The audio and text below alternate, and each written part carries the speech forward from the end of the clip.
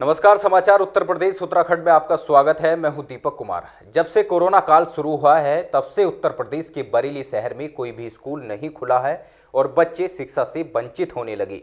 ऐसे में primary school डभोरा Gangapur की प्रधानाध्यापिका ने अभिनव प्रयोग किया है। उन्होंने छात्रों की माताओं को स्कूल बुलाकर साक्षर बनाने की मुहिम शुरू की। एक महीने में उन्होंने अपने स्टाफ व छात्रों की मदद से 51 महिलाओं को हस्ताक्षर कराना सिखा दिया है।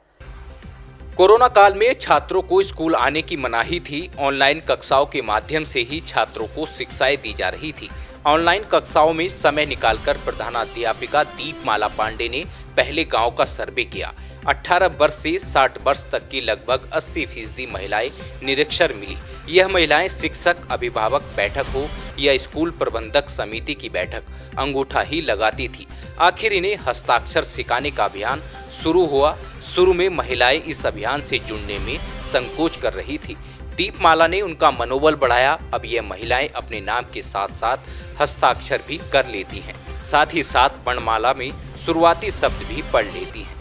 दीपमाला की मुहिम से जुड़कर अभी तक 51 महिलाएं अपने हस्ताक्षर करना सीख चुकी हैं। अब इन महिलाओं को पूरी हिंदी वर्णमाला के साथ साथ अंग्रेजी वर्णमाला भी सिखाने की मुहिम शुरू कर दी गई है।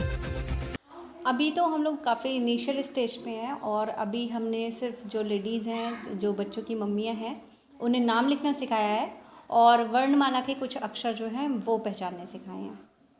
तो कैसा रिस्पांस मिल रहा है आपको इन चीज़ों का? शुरू में तो बहुत अच्छा रिस्पांस नहीं था। सिर्फ 2-3 फीमेल्स थी जिन्होंने इनिशिएटिव लिया और सीखा, लेकिन उनको देखने के बाद जो बाकी की फीमेल्स हैं वो मोटिवेट हुई और इसके साथ साथ जो बच्चे हैं उन्हें बहुत अच्छा लगा कि उनकी मदर्स जो है वो नाम लिख सकती हैं। तो बच्चों में जो एक कंपटीशन था कि हाँ मेरी मम्मी नाम लिख सकती हैं, तो उन्होंने भी अपनी मदर्स को मोटिवेट किया। तो फिर मुझे काफ़ी अच्छा रिस्पांस मिला उसके बाद। ये कार्य आप कब से कर रहे हैं? लगभग 2 महीने हो गए हैं इसको स्टार्ट करे हुए, तो लगभग 2 महीने से हम ही कर रहे हैं। ये इच्छा कैसे मन में आई कि माताओं को भी शिक्षित करना चाहिए? जब हमारे यहाँ पीटीएम होती थी, एसएमसी होती थी, या जब वर्कशीट लेने के लिए पेरेंट्स आते थे तो हम उनसे साइन करवाते थे। तो मोस्टली जो फीमेल्स हैं वही आती थी, क्योंकि फादर्स जो है वो तो काम पे चले जाते हैं, तो वो थंब इम्प्रेशन देती थी। तो वो मुझे अच्छा नहीं लगता था। और अभी माननीय हमारे मुख्यमंत्री जी जो हैं उनका मिशन शक्ति कार्यक्रम भी चल रहा है, तो उससे भी मुझे थोड़ा मोटिवेशन मिला कि जो महिलाएं हैं उनका शिक्षित होना ज़रूरी है, तो शुरुआत इनके हस्ताक्षर से ही की जाए।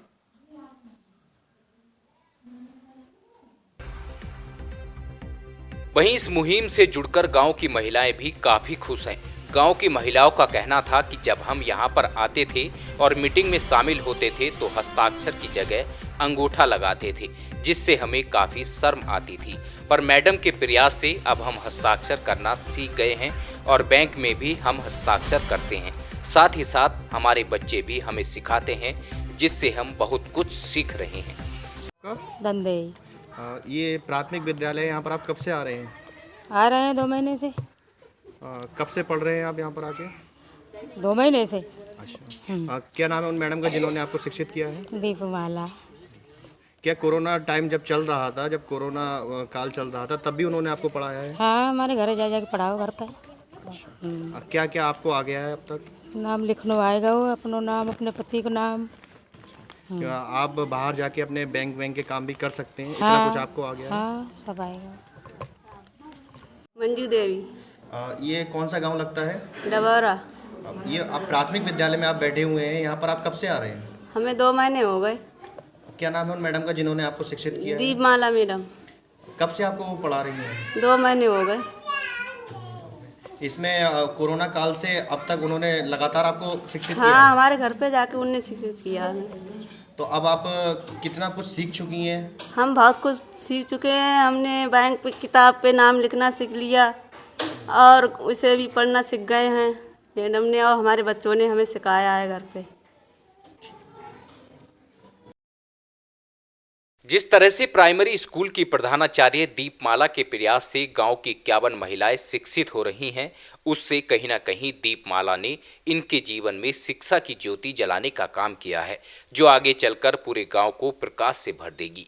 दीपमाला जैसी और भी शिक्षित महिलाएं आगे आएं और इन अशिक्षित महिलाओं को शिक्षित करके समाज में आगे बढ़ाएं, जिससे हमारा देश और भी ज़्यादा उन्नति की ओर शिखर पर पहुंचे। क्या नाम है आपका? रुचि कश्यप। आप यहाँ पर, ये कौन सा गांव लगता है? गंगापुर डबौरा। ये आपका सरकारी स्कूल है? यस। यहाँ पर आप कब से आ रहे हैं? यहाँ 2 महीने हो गए। अच्छा, यहाँ पर आपने मैडम ने आपको क्या क्या पढ़ाया है? हमें हमारा नाम सिखाया और अपनी तरफ से बहुत कोशिश की समझाने की, हमें बताने की। कब से आप यहाँ पर आ रही हो? 2 महीने और काफ़ी समय हो गया ऐसे। कोरोना समय में भी, जब हाँ। कोरोना काल था, तब भी मैडम ने आपको हाँ, घर पे जाके बताती थी। तब से आप अब तक आप कितना कुछ सीख चुके हैं? हमें बहुत कुछ आया। क्या नाम है आपका? हमारा नाम शांति। आप इधर प्राथमिक विद्यालय में बैठे हुए हैं, यहाँ पर आप कब से आ रहे हैं? हम ये 2 महीने हो गया है। क्या नाम है उन मैडम का जिन्होंने आपको शिक्षित किया है? दीमाला। और वो इसी विद्यालय की मैडम है? हाँ, तो कब से आपको वो पढ़ा रही हैं? मुझको 2 महीने हो गए हैं, मुझको सब कुछ सिखा दिया, नाम डालना सीखिए। अब आप जितना उन्होंने पढ़ाया है उससे आप कितना कुछ आगे आपको मदद मिलेगी? बहुत सब कुछ सिखा दिया मैं। आपको अपना नाम साइन करना? हाँ, सब आ साइन कर लिया मैंने। 2 महीने हो गए, नाम भी डाल लेते हैं, बैंक खाता का नंबर भी डाल लेते हैं। आज से सरकार की महत्वाकांक्षी योजना का शुभारंभ उत्तर प्रदेश के बरेली से हुआ और उत्तर प्रदेश के मुख्यमंत्री योगी आदित्यनाथ के द्वारा इसका शुभारंभ किया गया। इसी के साथ आज से ऑनलाइन पंजीकरण शुरू हो जाएंगे। बरेली में भी आज कमिश्नर और डीएम द्वारा बरेली कॉलेज में इसका शुभारंभ किया गया। बरेली के कमिश्नर ने जहां छात्राओं को इस योजना के लाभ बताए, साथ ही साथ इस योजना से जुड़कर किस तरह वह अपने जीवन को सही दिशा दे सकते हैं उसके बारे में भी बताया। बरेली के डीएम ने बताया कि वेबसाइट लॉन्च होने के बाद ऑनलाइन पंजीकरण कराने वालों में से मेरिट के आधार पर बरेली में मुफ्त कोचिंग के लिए 1500 प्रतियोगी छात्र छात्राओं को चुना गया है। बरेली के 4 सेंटरों पर अधिकारी और टीचर मिलकर छात्र छात्राओं को प्रतियोगी परीक्षाओं की तैयारी के टिप्स देंगे। कोचिंग के लिए स्मार्ट कक्षाओं का भी प्रयोग किया जाएगा। सभी छात्राओं को question bank, online study material आदि भी प्रदान किया जाएगा। बरेली में शिक्षकों का पैनल तैयार किया गया है। इस पैनल में शहर के सर्वश्रेष्ठ शिक्षकों को शामिल किया गया है। उसके लिए किस तरीके से सरकार ने एक मौका दिया और आप जैसे लोग जब उनको पढ़ाएंगे तो और ज़्यादा उनको मोटिवेशन मिलेगा, क्योंकि तमाम जो कोचिंग सेंटर होते हैं वहाँ पर वो लोग उनको कोचिंग देते थे जो क्वालिफाई नहीं कर पाते थे। लेकिन अब आप लोग खुद डीएम हैं और कमिश्नर साहब हैं, CDO हैं, IPS हैं, तमाम ऐसे लोग पढ़ाएंगे तो कैसा? मैं कहूँगा कि बहुत खूबसूरत प्रयास है विधेयक योजना और बहुत बेहतर तरीके से इसकी शुरुआत की जा रही है। आपने हिट्स भी देखे होंगे बहुत ज़्यादा हैं। अब हम लोग इस प्रयास को फलीभूत करें और कंटिन्यूस बनाए रहें, सतत बनाए रखें, सस्टेनेबल रहे।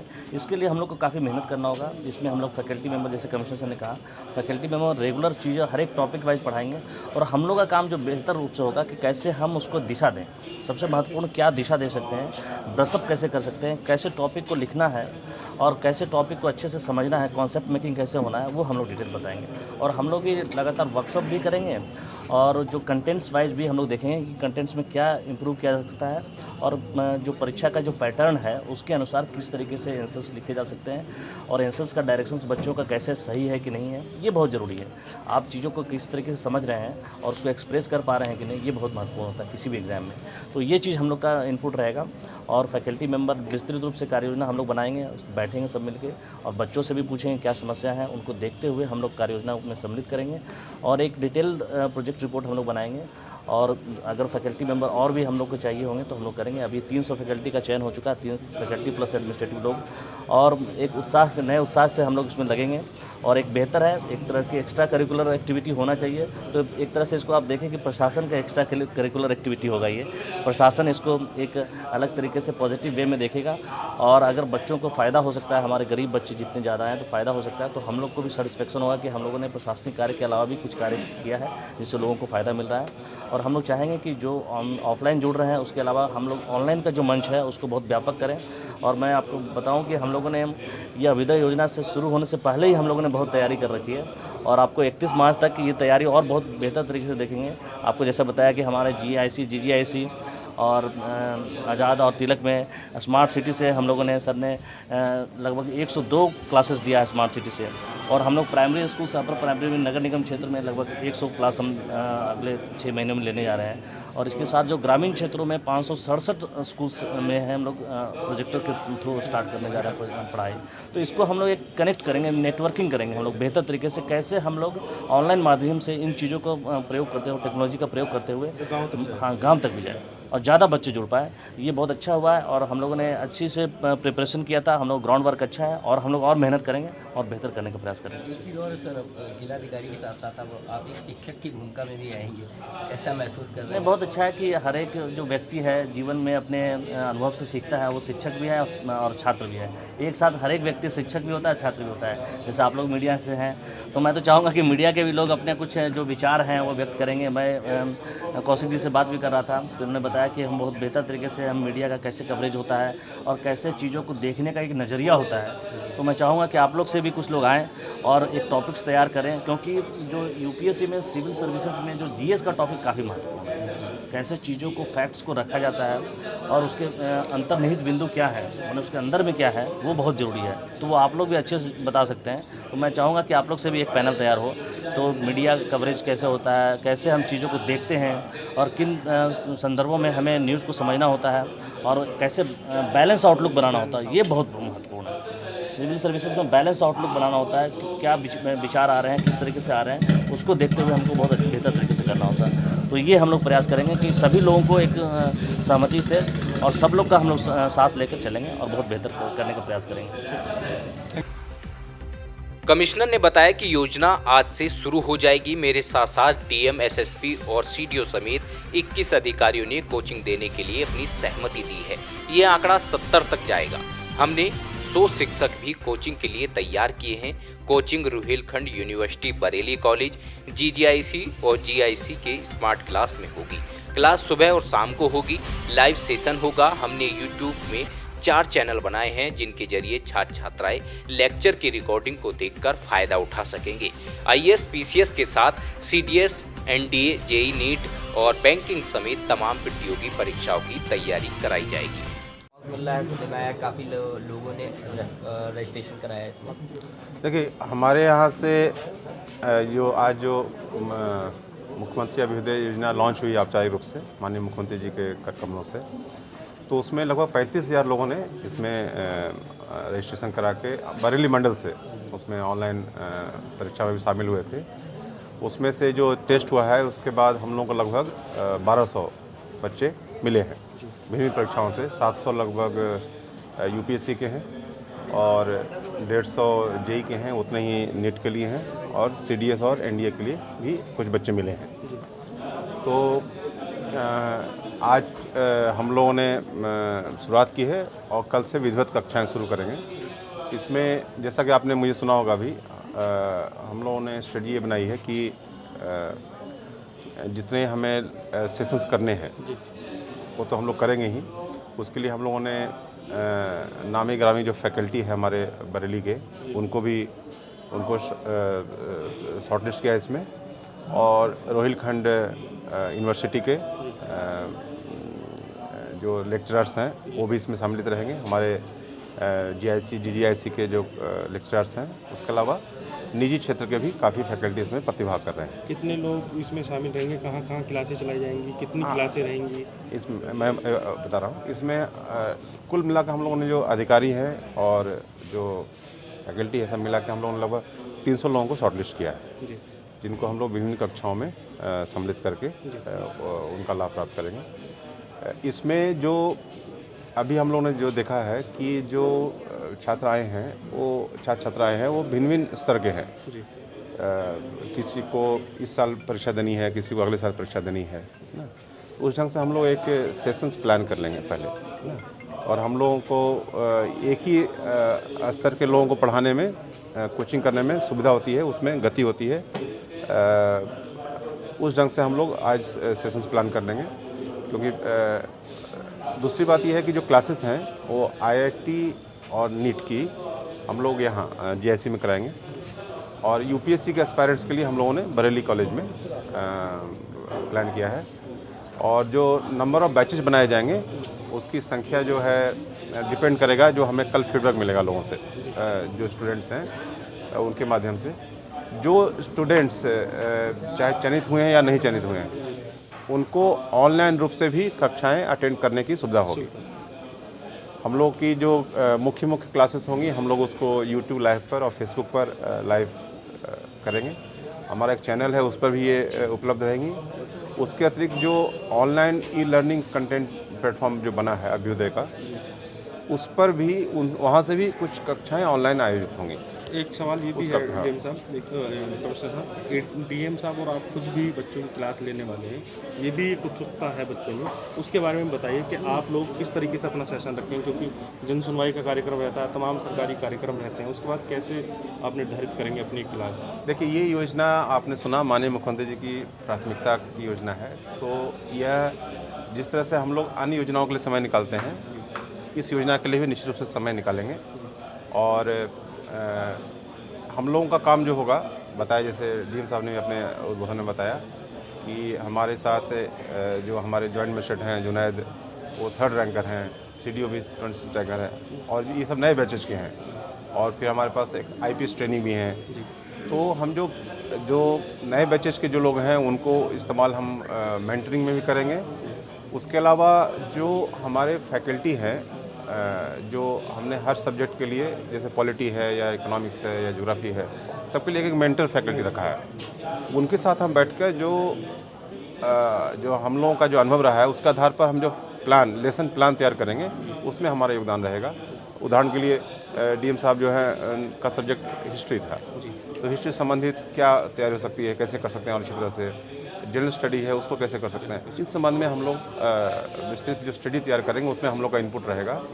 उसके अलावा मेरा जो जैसे मैं फिजिक्स मैं चाहता हूँ, फिजिक्स में अपने कंसेप्ट को हम लोगों को बताऊँ, तो मैं फिजिक्स की क्लासेस लूँगा। डीएम साहब से भी अनुरोध रहेगा कि वो हिस्ट्री की कुछ क्लासेस लेंगे। तो इस तरह से हम लोग एक स्ट्रेटजी बनाएंगे जिसमें अधिकारियों के अनुभव का भी लाभ मिले और साथ में फैकल्टी के माध्यम से जो कोर्स कंटेंट है वो भी पूरा हो। आपको बता दें, कोचिंग में कमिश्नर द्वारा फिजिक्स तथा डीएम द्वारा इतिहास पढ़ाया जाएगा। इसी के साथ कई अन्य आलाधिकारी, प्रशासनिक अधिकारियों द्वारा भी छात्र छात्राओं को पढ़ाया जाएगा। छात्रों को माध्यमिक स्कूल और प्राइवेट कोचिंग के उत्कृष्ट शिक्षा विषय विशेषज्ञ भी कोचिंग प्रदान करेंगे। योजना के अंतर्गत केवल कोचिंग ही नहीं, बल्कि आईएएस, पीसीएस की तैयारी कराने वाले छात्राओं को मार्गदर्शन भी प्रदान किया जाएगा। बरेली के नामचीन सेक्रेड हार्ट्स स्कूल में आज अचानक आग लगने से हड़कंप मच गया। आग पहले स्कूल में खड़ी बसों में लगी और फिर उसने विकराल रूप ले लिया और स्कूल की बिल्डिंग को भी अपनी चपेट में ले लिया। मौके पर आधा दर्जन दमकल की गाड़ियों ने आग पर काबू पाया है। आपको बता दें, धू धू कर जल रही इन बसों और स्कूल में लगी आग की ये तस्वीरें प्रेमनगर थाना क्षेत्र के धमकोट चौराहे के पास की है, जहां आज करीब 9 बजे स्कूल में खड़ी बसों में आग लग गई और आग की लपटें इतनी भयानक थी कि कुछ ही देर में उसने स्कूल की बिल्डिंग को भी अपनी चपेट में ले लिया। मौके पर कई थानों की पुलिस, सिविल डिफेंस, स्थानीय लोग और फायर विभाग की टीम ने काफी मशक्कत के बाद आग पर काबू पाया। हालांकि आग कैसे लगी, इसका अभी तक पता नहीं चल सका है। और क्या नुकसान अभी तक बताया जा रहा है? ये सेक्रेड हार्ट स्कूल है, इसमें 2 बसों में आग लगी सबसे पहले, उसके बाद और भी चारों तरफ फैली। तत्काल फायर सर्विस से कंट्रोल कर लिया गया है। इसकी जांच के इसके आग लगने के कारणों की जांच कराई जा रही है। क्या कैसे आग लगी है, कुछ अब तक स्पष्ट हो पाई? कितनी गाड़ियाँ लगी हैं? ये 2 गाड़ियाँ फायर सर्विस से लगी हैं, जिससे आग बुझा लिया गया है और आग को पूरा हर ढंग से जो है इसको बुझाने का, उसके लिए भी जो है सारा व्यवस्था बना दी गई है। इसमें सारी आग बुझ चुकी है। अब इसके साथ साथ इसके आग लगने के कारणों की जांच कराई जा रही है फायर सर्विस से, और हमारी जो है सीओ साहब से दोनों लोगों कहा कि इसकी पूरी गहनता से जांच करेंगे। उत्तर प्रदेश और उत्तराखंड की तमाम छोटी बड़ी खबरों के लिए देखते रहिए समाचार यूपी उत्तराखंड, खबरों की दुनिया। जुड़ने के लिए चैनल को सब्सक्राइब करें और लेटेस्ट न्यूज अपडेट के लिए बेल आइकन दबाएं।